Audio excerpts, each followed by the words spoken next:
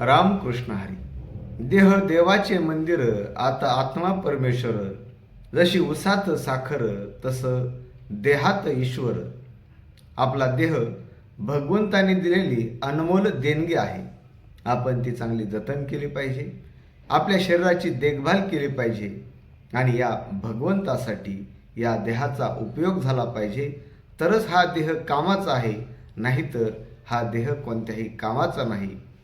जसं हा देह, या देहाला दिलेले जे हात आणि पाय आहेत ते या मंदिराचे खांब आहेत.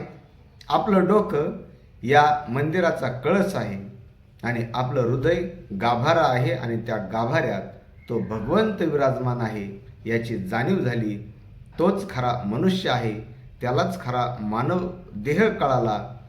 म्हणून संत शेख मोहम्मद महाराज म्हणतात, ज्याला हा देह समजला नाही त्याला मूर्ख समजावे.